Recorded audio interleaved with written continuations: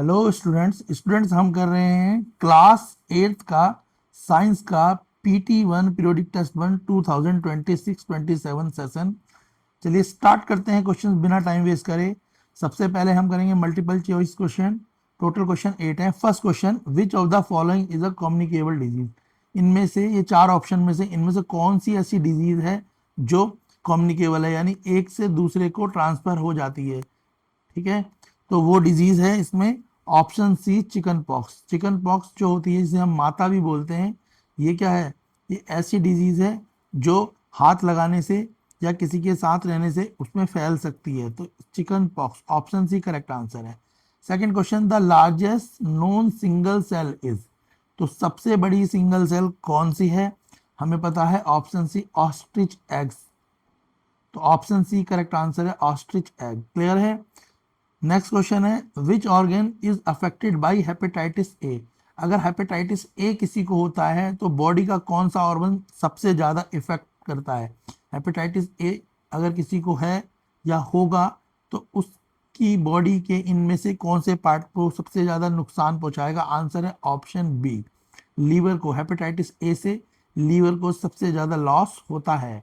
Question fourth, the bending of light when it passes through a lens is called. जब light bend होती है तो the bending of light when it passes through a lens is called. तो जो light bend होती है और pass through होती है लेंस से, उसे क्या बोलते हैं? तो बेटा देखो, अगर लाइट आपकी बाउंस बैक होती तो रिफ्लेक्शन होता, पर इसका आंसर होगा रिफ्रैक्शन, क्योंकि ये बेंडिंग हो रही है। क्लियर है। ऑप्शन बी करेक्ट आंसर है क्वेश्चन फोर्थ का, रिफ्रैक्शन। नेक्स्ट है question fifth, Edward Jenner discover the vaccine for. Edward Jenner ने कौन सी वैक्सीन को डिस्कवर किया था? तो इसका आंसर है option B small pox. Small pox एक बीमारी है जिसकी वैक्सीन को एडवर्ड जेनर ने डिस्कवर करा था। क्लियर है। तो option B is the correct answer of. ठीक है। Question six, disease can be broadly grouped into the communicable and non communicable disease. कुछ डिजीज नॉन कम्युनिकेबल होती हैं, कुछ नॉन कम्युनिकेबल होती है। From the option given below identify the non communicable disease. हमें यहाँ पे वो डिजीज का पता करना है जो नॉन कम्युनिकेबल हो, यानी जो एक से दूसरे पर ट्रांसफर ना हो बल्कि किसी और रीजन से या डिजीज के या पेरेंट्स के थ्रू ट्रांसफर हो रही हो। तो आपको यहाँ पे किसको? नॉन कम्युनिकेबल डिजीज को पता करना है। ऑप्शन है टाइफाइड, अस्थमा, डायबिटीज और micelles.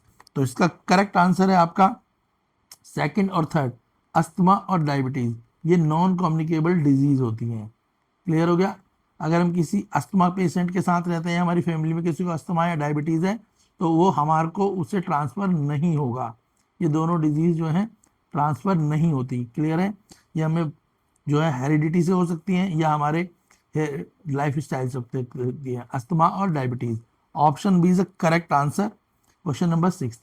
Question number seven, which deficiency cause goitre. ये सबको पता ही होना चाहिए, गाइटर की जो है बीमारी हमें किस कमी से होती है। हम आयोडीन सॉल्ट क्यों खाते हैं? ताकि हम गाइटर से बच सके। तो ऑप्शन है इसका आयोडीन। बोलते हैं ना आपके नमक में आयोडीन है, तो गाइटर किसकी डिफिशियंसी से होता है? Iodine. Option B is the correct answer, deficiency cause goitre. Clear है। Question eight, the jelly like substance inside the cell is called. Cell के अंदर एक सब्सटेंस होता है जेली लाइक सब्सटेंस, उस सब्सटेंस को क्या कहते हैं? उसे बोलते हैं साइटोप्लाज्म। तो साइटोप्लाज्म एक जेली लाइक सब्सटेंस है जो सेल के अंदर होता है। चलिए अब हम करेंगे 2 मार्क्स के क्वेश्चन। क्वेश्चन फर्स्ट है, Y does a puri puff up like a balloon. हम अभी इनके सभी के आंसर डिस्कस करेंगे, पहले क्वेश्चन देख लेते हैं, आप स्क्रीनशॉट भी ले सकते हैं। Y does a puri puff up like a balloon. Question second है, why should we not take an antibiotic for a viral infection like cold, cough and flu. हमें एंटीबायोटिक जो है नहीं लेनी चाहिए अगर हमें वायरल इन्फेक्शन है, कोल्ड है, कफ है और फ्लू। क्या क्यों नहीं लेनी चाहिए? क्वेश्चन थर्ड है, which disease among the following में spread if drinking water get contaminated by excreta from the infected person. तो हमारे को कौन सी डिजीज हो सकती है अगर हम किसी इन्फेक्टेड पर्सन का जो है कंटेमिनेटेड वाटर यूज करते हैं? उसे हेपेटाइटिस ए हो या उसे ट्यूबरकुलोसिस हो या पॉलीमेलिटिस या कॉलरा हो या चिकन पॉक्स। अगर ऐसी कोई बीमारी है और उसका अगर हम उसी के वाटर का हम यूज़ करते हैं तो उनसे हमें जो है डिजीज जो है फैल सकती है। नेक्स्ट क्वेश्चन फोर्थ है, a student observe that when curd is left out for a day it become sour, what can be to possible explanation for this observation. एक स्टूडेंट ने देखा अगर कर्ड को वो बाहर रख देता है कुछ समय के लिए तो थोड़ी खट्टी हो जाती है, तो ये किस कारण से होता है। चलिए हम फटाफट से सभी क्वेश्चंस के आंसर देख लेते हैं। 2 मार्क्स के क्वेश्चन हैं ये सारे ही। 2 मार्क्स क्वेश्चन, फर्स्ट क्वेश्चन है आपका, Y does a puri puff up like a balloon. तो जो पूरी है वो एक बलून की तरह क्यों फूल जाती है। आंसर है, when puri is fried in a hot oil the moisture present inside the dough turn into the steam. जब पूरी को हम गर्म तेल में फ्राई करते हैं तो जो पूरी होती है उसमें मॉइस्चर होता है, क्योंकि आटे को पानी के साथ गूंदा जाता है, तो वो जो मॉइस्चर होता है वो क्या है, स्टीम में कन्वर्ट हो जाता है। This trap steam expand and pushes the dough upward, और उसके बाद वो पूरी को फुला देता है and making the puri puff up like a balloon, जिससे पूरी जो है वो बलून की तरह फूल जाती है, क्योंकि वो जो भाप होती है वो क्या करती है, पूरी को एक बलून की तरह फुला देती है। नेक्स्ट क्वेश्चन है, why should we not take an antibiotic for viral infection like cold, cough और फ्लू। हमें एंटीबायोटिक को वायरल इन्फेक्शन में, कोल्ड में, कफ में और फ्लू में क्यों नहीं लेना चाहिए। आंसर है, antibiotics are design to kill bacteria. जो एंटीबायोटिक होती हैं वो बैक्टीरिया किल करने के लिए होती हैं, नॉट वायरस। उससे कोई वायरस किल नहीं होंगे ना स्टॉप होंगे, सिर्फ बैक्टीरिया को किल करा जा सकता है, रोका जा सकता है एंटीबायोटिक से, वायरस को नहीं रोका जा सकता। Since cold, cough and flu are cause by virus, और जो कोल्ड, कफ या फ्लू होता है वो वायरस से होता है, बैक्टीरिया से नहीं होता। तो antibiotic do not work against them and will not cure the illness. इसलिए एंटीबायोटिक अगर हम लेंगे भी तो उससे हमें कोई फायदा नहीं होगा, हमारी बीमारी वैसे की वैसी ही रहेगी, हमारे को कोई बेनिफिट नहीं होने वाला। Question third, which disease among the following में spread if drinking water get contaminated by excreta from an infected person. अगर हम किसी इन्फेक्टेड पर्सन का पानी को यूज करेंगे तो जो हमें डिजीज फैलेंगी वो कौन सी होंगी। तो हमारे को इन्फेक्टेड पर्सन से फैलने वाली डिजीज होगी हेपेटाइटिस ए, पोलियो और कॉलरा। ये तीनों डिजीज जो है हमारे को ये कम्युनिकेबल डिजीज हैं कंटेमिनेटेड वाटर से। ये अगर हम उनका यूज करा हुआ पानी पीते हैं तो हमारे को भी ये बीमारियां होने की संभावना होगी। नेक्स्ट क्वेश्चन देखते हैं, क्वेश्चन फोर्थ। क्वेश्चन फोर्थ है आपका, a student observe that when curd is left out for a day it became sour when, what can be to possible explanation for this observation. एक student था, उसने देखा अगर curd को कुछ समय के लिए बाहर छोड़ा तो वो खट्टी हो गई, तो ऐसे कौन से दो रीजन है। तो फर्स्ट रीजन है growth of bacteria. Bacteria, good bacteria called lactobacillus grow very quickly at the room temperature. अगर हम रूम टेम्परेचर पे यानी फ्रिज से बाहर अगर दही को रखते हैं या दूध को रखते हैं तो उसमें लैक्टोबैसिलस बहुत तेजी से ग्रो करेंगे। Second, production of lactic acid, as these bacteria grow they turn the milk sugar into the lactic acid and which make the curd taste sour. और उससे क्या होगा, जो ये लैक्टोबैसिलस बैक्टीरिया होते हैं ये मिल्क, दूध में जो शुगर होती है उसको लैक्टिक एसिड में कन्वर्ट कर देते हैं, जिसके कारण वो दूध या तो फट जाता है या जो दही है वो खट्टी हो जाती है। अगर दूध को हम बाहर छोड़ेंगे तो थोड़े समय बाद दूध खराब हो जाता है, फट जाता है, और अगर हम दही को बाहर छोड़ते हैं तो वो उस शुगर जो है लैक्टिक एसिड में कन्वर्ट हो जाता है, जिससे दही ज़्यादा खट्टी हो जाती है। क्लियर है। चलिए एक 3 मार्क्स के क्वेश्चन देख लेते हैं। 3 मार्क्स क्वेश्चन। क्वेश्चन फर्स्ट है, difference between plant and animal cell. Plant cell और एनिमल सेल में आपको 3 डिफरेंस देने हैं। क्वेश्चन सेकंड है, micro organism are too small to be seen by the naked eye. Micro organism जो होते हैं वो स्मॉल होते हैं पर हम उन्हें नेकेड आई से देख सकते हैं, yet they are essential to our life, वो हमारे लिए इंपॉर्टेंट है। तो based on this statement answer देना है, give two useful application of microbes. हमें 2 माइक्रोब्स के यूज बताने हैं, give two harmful effect of microbes, और 2 हार्मफुल इफेक्ट, यानी 2 हमारे को एडवांटेज बताने हैं और 2 डिसएडवांटेज बताने हैं किनके, माइक्रोब्स के लिए। क्वेश्चन थर्ड 3 मार्क्स का, identify the following micro organism. Micro organism को आइडेंटिफाई करना है। फर्स्ट है I live in every kind of environment and inside your gut. मैं पहला जो हिंट दे रखा है कि हर प्रकार के एनवायरनमेंट में मिलेंगे और आपके गट में होंगे। सेकंड है I make bread and cake soft and fluffy.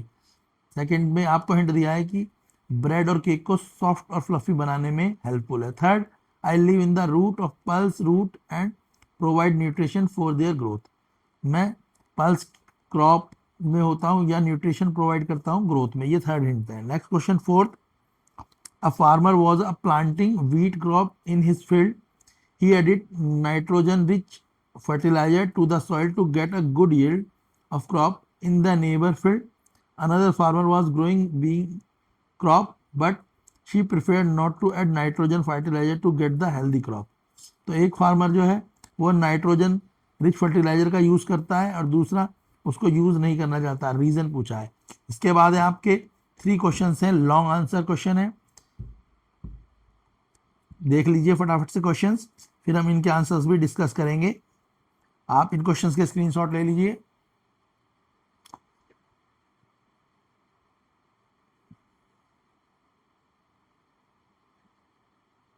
चलिए हम सबसे पहले 3 मार्क्स के क्वेश्चंस के आंसर्स डिस्कस कर लेते हैं। 3 मार्क्स क्वेश्चन है, difference between plant and animal cell. तो ये प्लांट सेल और एनिमल सेल। फर्स्ट है सेल वॉल। प्लांट सेल में it has a hard outer cell wall. Plant cell में सेल वॉल होती है। एनिमल सेल में it does not have a cell wall. Animal cell में cell wall नहीं होती, plant cell में सेल वॉल होती है। सेकेंड डिफरेंस है क्लोरोप्लास्ट। प्लांट सेल में it contain chloroplast to make its own food. Plant अपना फूड खुद बनाते हैं इसलिए उन्हें ऑटोट्रोप कहते हैं और उनके अंदर क्लोरोप्लास्ट होता है।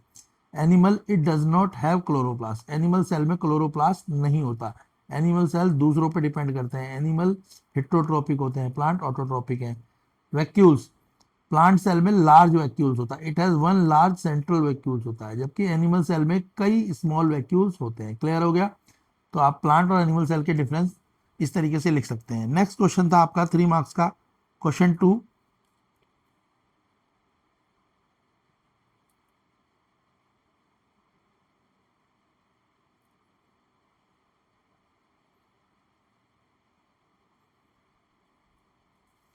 क्वेश्चन 2 आपका था, micro organism are too small to be seen by naked eye yet they are essential in our life based on. पहले टू यूजफुल बताने, यूज बताने माइक्रो ऑर्गेनिज्म के, फिर टू आपको हार्म बताना है माइक्रोब्स के। तो यूज क्या है? फर्स्ट है they help in making daily food item like curd bread and cheese. तो माइक्रो ऑर्गेनिज्म से हम दूध से दही बनाते हैं, आपको पता ही है, ठीक है। ब्रेड ईस्ट से बनता है और चीज भी। क्लियर हो गया? सेकेंड है they are use in making medicine like antibiotic and vaccine. Antibiotic और वैक्सीन बनाने में भी माइक्रोब्स हेल्पफुल होते हैं। तो माइक्रोब्स एक तो दूध से दही बनाने में हेल्पफुल है, केक बनाने में, पेस्ट्री बनाने में, चीज बनाने में हेल्पफुल है। दूसरा फायदा क्या है इनका? ये एंटीबायोटिक और वैक्सीन के लिए भी हेल्पफुल है। अगर हम इनके हार्म्स की बात करें तो इनके हार्म्स क्या हैं? तो they cause disease in human plant and animal. Microbe से इंसानों को, प्लांटों को और एनिमलों को कई प्रकार की डिजीज होती हैं, जैसे मलेरिया हो जाता है इंसानों को, टाइफाइड हो जाता है, फ्लू हो जाता है। ये सब किन से होता है? ये माइक्रोब से होता है। Second, they spoil our food making it go bad and rot. अगर हम अपने खाने को फ्रिज से बाहर काफी समय तक रख दें या बाहर ही रख दें तो वो हमारा जो खाना होता है उसका टेस्ट चेंज हो जाता है, स्ट्रक्चर चेंज हो जाता है, उसकी कलर चेंज हो जाता है, उसकी स्मेल चेंज हो जाती है, तो खाना जो है खराब हो जाता है। उसका रीज़न क्या है? उसका रीज़न भी माइक्रोब्स हैं। तो माइक्रोब्स के यूज ये है, माइक्रोब्स के जो लॉसेज हैं वो यहाँ पे लिखे गए हैं, आप एग्जैक्टली याद कर सकते हैं। चलिए नेक्स्ट देख लेते हैं। क्वेश्चन थर्ड है, आइडेंटिफाई करना है। तो फर्स्ट था आपका जो हिंट था, I live in every kind of environment and inside the gut. तो वो है बैक्टीरिया। तो गुड बैक्टीरिया जो होते हैं या लैक्टोबैसिलस जो होता है, बैक्टीरिया हमारे गट में भी रहते हैं। और लैक्टोबैसिलस क्या करता है? मिल्क से दही बनाने में भी हेल्प करता है। और दूध में भी जो होता है क्या होता है? लैक्टोबैसिलस होता है। दूध में क्या होता है? लैक्टोबैसिलस होता है। क्लियर हो गया? और मिल्क शुगर से लैक्टिक एसिड के द्वारा दही भी बनती है। तो बैक्टीरिया, गुड बैक्टीरिया कौन सा है भाई? लैक्टोबैसिलस। ये हमारे गट में भी होता है। सेकंड है ईस्ट। ईस्ट क्या करता है? केक बनाने में, पेस्ट्री बनाने में या कि ब्रेड को फ्लफी बनाने में हेल्प करता है। तो ईस्ट सेकंड एग्जांपल फंगस होता है एक प्रकार का यीस्ट। थर्ड है I live in the root of the pulse crop और प्रोवाइड न्यूट्रिशन, जो दालों के रूट्स में होता है और न्यूट्रिशन प्रोवाइड करता है वो है राइजोबियम, ये नाइट्रोजन फिक्सिंग बैक्टीरिया होता है। तो ये क्या करता है, जो हम दाल वगैरह खाते हैं पीते हैं वो हमें न्यूट्रिशन जो प्रोवाइड होते हैं उसमें क्या होता है, जो इस पर जो दालें वगैरह होती हैं लिग्यूमिनेशन प्लांट होते हैं उनमें राइजोबियम बैक्टीरिया मिलता है जो नाइट्रोजन फिक्सिंग बैक्टीरिया होता है। क्लियर है? चलिए नेक्स्ट क्वेश्चन देखते हैं, question fourth.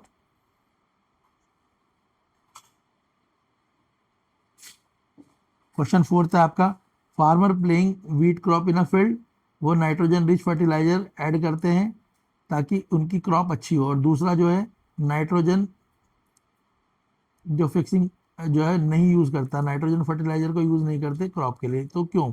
Been crop are leguminous plant, they root have special helper of bacteria called rhizobium. जो बीन क्रॉप होती है वो लिग्यूमिनस प्लांट है, ठीक है, और उसमें एक स्पेशल बैक्टीरिया होता है rhizobium. This bacteria take nitrogen directly from the air, और ये बैक्टीरिया हवा से ही नाइट्रोजन ले लेता है and fix it into the soil for the plant to use, और प्लांट के लिए नाइट्रोजन यूज करने लायक तैयार कर देता है। Since bean crop make their own nitrogen naturally, तो बीन क्रॉप को नाइट्रोजन की जरूरत नहीं है, वो अपनी नाइट्रोजन अपने आप बना लेती है, तो they do not need extra nitrogen fertiliser. इसीलिए जो लिग्यूमिनस प्लांट ग्रो करता है, जो भी फार्मर, उसको नाइट्रोजन की एक्स्ट्रा ज़रूरत नहीं होती, क्योंकि राइजोबियम जो है वो लिग्यूमिनस प्लांट के रूट में होता है और वो एटमॉस्फेयर से अपने आप नाइट्रोजन ले लेता है, तो उन्हें एक्स्ट्रा नाइट्रोजन की या नाइट्रोजन फर्टिलाइजर की जरूरत नहीं होती जो उन्हें मार्केट से खरीदना पड़े। क्लियर है? तो ये इसका करेक्ट आंसर है। क्लास 8th का साइंस का ये PT1 है, सेशन 2026-27। अगर आप बच्चों को इसका कंप्लीट आंसर चाहिए हो, लॉन्ग क्वेश्चंस भी अगर आपको इनके आंसर्स चाहिए, आपके साथ डिस्कस करना चाहते हैं आप कि हम आपके साथ लॉन्ग आंसर्स भी डिस्कस करें, तो वीडियो को आप लाइक शेयर करें और कमेंट में हमें लिख के दें कि आपको लॉन्ग आंसर्स के भी, लॉन्ग क्वेश्चंस के आंसर भी चाहिए, तो आपके लिए हम जल्दी ही लॉन्ग आंसर क्वेश्चन की वीडियो भी बनाएंगे। वीडियो को लाइक करें, चैनल को सब्सक्राइब करें और अपने फ्रेंड्स के साथ शेयर करें जिनका साइंस का PT1 अभी होने वाला है, उनके लिए ये वीडियो काफ़ी इम्पोर्टेंट रहेगी। न्यू सिलेबस है ये, तो उनको पता रहेगा किस तरीके से पेपर आएगा, और ये सभी इंपॉर्टेंट क्वेश्चंस हैं एग्जाम पॉइंट ऑफ व्यू से। तो वीडियो को लाइक शेयर और सब्सक्राइब करें, चैनल को सब्सक्राइब जरूर करें।